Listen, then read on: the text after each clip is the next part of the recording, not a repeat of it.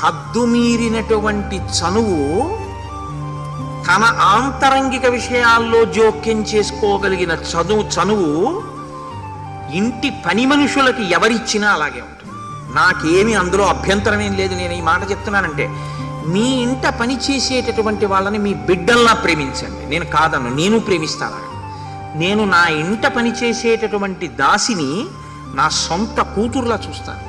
నేను ఎప్పుడైనా రుక్మిణీ కళ్యాణం చేయిస్తే నేను చేసే మొదటి పని ఏమిటంటే, నా ఇంట్లో పనిచేసేటటువంటి దాసికి మా ఆవిడితోటి ఆ రోజున ఇంట్లో అభ్యంగన స్నానం చేయించి బట్టలు కొని దానికి ఆ కొత్త బట్టలు కట్టించి సెలవిచ్చి, నేను ఉపన్యాసానికి వెళ్ళేటప్పుడు కారులో నా భార్య పక్కన కూర్చోపెట్టి తీసుకెళ్లి రుక్మిణీ కళ్యాణంలో కూర్చోపెట్టా. గోపాలకృష్ణ గారికి తెలుసు.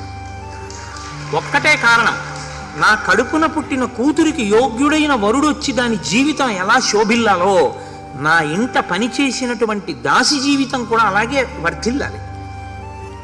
అంతవరకు ఉంచండి చాలు. తప్ప నువ్వు నా కూతురు లాంటి దానివన్న ప్రేమ కడుపులో ఉంటే చాలు. దానికి తెలియదు, ఇంకా ఆ పరిణతి లేదు. పరిణతి లేని దాని దగ్గర మీరు చనువెక్కువిస్తే అది రేపు నీ భార్య గురించి తెలియక ఏదైనా మాట్లాడితే ఇబ్బందులు వస్తాయి. కాబట్టి వస్తువుని ఎక్కడ ఉంచాలో అక్కడే ఉంచాలి తప్పించి, నువ్వు ప్రేమించు, తప్పులేదు. నీ బిడ్డలైనా అంతే. నీ బిడ్డల్ని నువ్వు ప్రేమించు, మనసులో శ్లాఘించు. నీ బిడ్డల దగ్గర శ్లాఘించవద్దు. అది నేను ఒక దాసి గురించే మాట్లాడటం లేదు. బిడ్డలైనా, భార్య అయినా, భర్త